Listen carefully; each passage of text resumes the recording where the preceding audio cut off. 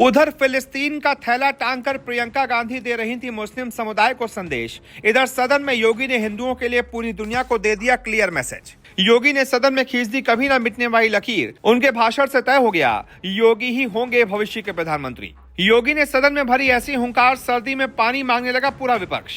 TV पर योगी का रौद्र रूप देखकर कांप गए अखिलेश यादव। जी, उत्तर प्रदेश के मुख्यमंत्री योगी आदित्यनाथ ने सोमवार को विधानसभा में बहुत बड़ा बयान दिया है।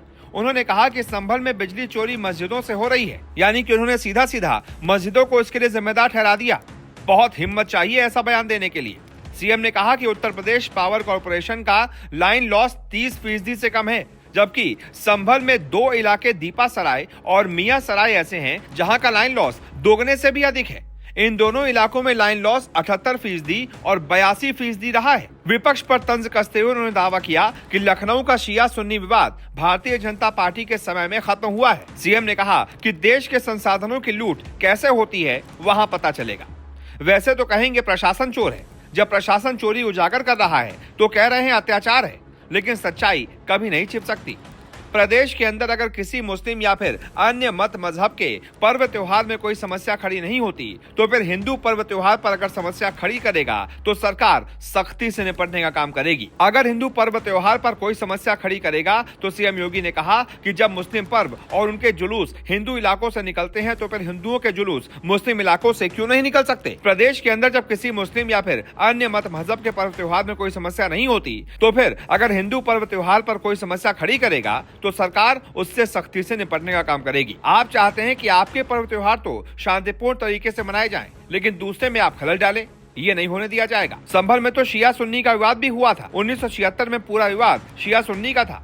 उस समय जामा मस्जिद के कब्जे को लेकर विवाद था। आप लोग इस सच पर धूल मत डालिए। यानी कि सीएम योगी ने सीधा सीधा मुस्लिम समुदाय को कटघरे में खड़ा किया है। सीधा सीधा एक समुदाय पर ऐसा बयान देने के लिए बहुत हिम्मत चाहिए। बहुत सारे मुख्यमंत्री आए, बहुत सारे मुख्यमंत्री गए, लेकिन ऐसे डायरेक्ट बातचीत का मादा किसी में भी नहीं था। वाकई सीएम योगी बता रहे हैं कि उनके अंदर वो कॉन्फिडेंस आ रहा है कि आने वाले वक्त में वो देश के प्रधानमंत्री भी बन सकते हैं। उनके अंदर वो दम है, वो तेज है, वो ताकत है कि वो सच को आंखों में आंखें डालकर बोलने में यकीन रखते हैं और उसका मादा भी रखते हैं। वो डरते नहीं है। सदन में इसी वजह से पूरा विपक्ष उनको देखते रह गया कि इतनी हिम्मत आखिरकार सीएम योगी के अंदर कहां से आ गई। सीएम योगी फ्रंट फुट पर बैटिंग कर रहे हैं और इसी वजह से विपक्ष लगातार आउट होता जा रहा है। आखिर ये कहां लिखा है संविधान में कि किसी मुस्लिम बाहुल्य क्षेत्र में हिंदू शोभा यात्रा नहीं निकल सकती, और जब आप रोकते हैं तभी हिंदू पक्ष से भी रिएक्शन आता है कि साहब हम भी नहीं जाने देंगे।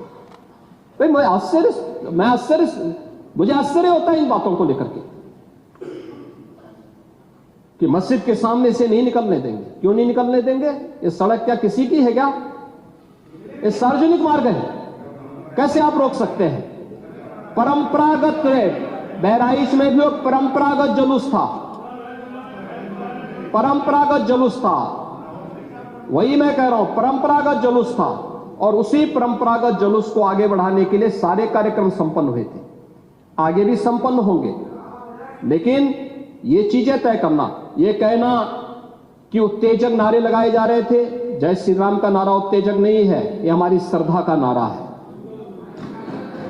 हमारी आस्था का प्रतीक है। कल मैं आपसे कहूंगा कि अल्लाह अकबर का जो स्लोगन है ये हमें अच्छा नहीं लगता। नहीं, आपको हम रोकें तो क्या आपको अच्छा लगेगा? नहीं, आपको नहीं, मुझे मतलब होने की आवश्यकता ही नहीं, मुझे आवश्यकता ही नहीं इसकी, नहीं, मुझे इसकी आवश्यकता ही नहीं है, मुझे इसकी आवश्यकता ही नहीं, क्योंकि मेरी तो विरासत इतनी लंबी चौड़ी है, इतनी प्राचीन है कि मैं उस परंपरा को ही लेकर के चले जाऊं। मैं जय श्री राम का नारा, हर हर महादेव का नारा और राधे राधे राधे राधे के संबोधन से ही अपना पूरा जीवन काट सकता हूं। मुझे किसी और स्लोगन की आवश्यकता ही नहीं है। मुझे कोई अन्य नारे की आवश्यकता ही नहीं है, कोई अन्य संबोधन की आवश्यकता नहीं।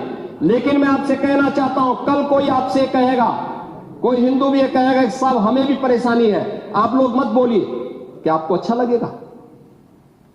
और कोई भजन गाया जा रहा है, आप उस भजन को अश्लील कैसे कह सकते हैं?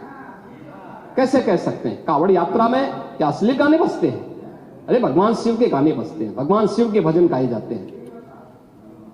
दुर्गा पूजा के दौरान तो शोभा यात्रा निकलती है, जगत जननी मां भगवती दुर्गा के आरतियां बजती हैं, उनकी चालीसा बजती है, हनुमान चालीसा बजता है। ये हमारे यहां शक्ति के प्रतीक भी है और भक्ति के प्रतीक भी है। नहीं तो वही तो ऐतराज है, समस्या तो उसी बात को लेकर के है, सारा विवाद तो उसी बात को लेकर के है, सारा विवाद तो उसी बात को लेकर के है। और मुझे लगता है आपने बाबरनामा पढ़ा होता तो आप मुझसे बहस करते ही नहीं, जिसमें स्वयं मीर बाकी के द्वारा हरिहर मंदिर तोड़ने का जिक्र किया गया है। क्या बात करते हैं आप?